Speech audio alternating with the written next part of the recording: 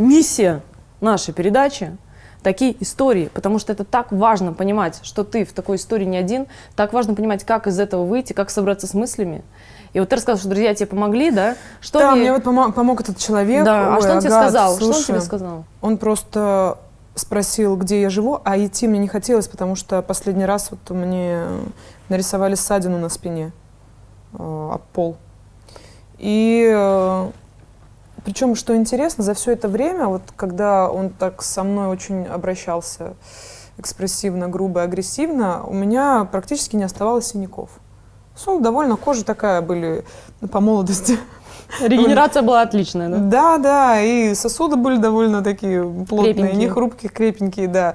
И вот так вот сказать, что вот меня мутузили, особо ничего, ну, какие-то, может, что-то там, ногтей, не знаю. Так вот, чтобы пойти снять побои, ну, то есть, либо он это как-то делал филигранно, либо действительно у меня вот... Ну, такого и мысли не было, как бы пойти снять побои, позвонить в полицию, потому что я почему-то была уверена, что мне это не поможет. Это раз, это два, нет. А раз, он меня запугивал тем, что если я обращусь в полицию, то он сделает все для того, чтобы он развернул это против меня.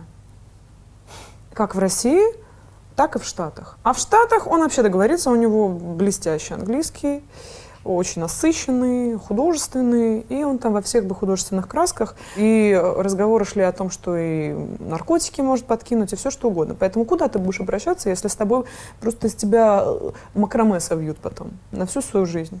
Как мне помогли, он просто послал, меня забирало несколько хороших чеченских ребят. Серьезно? Да, мне повезло, ребят, я вот так могу сказать точно, потому что мне повезло.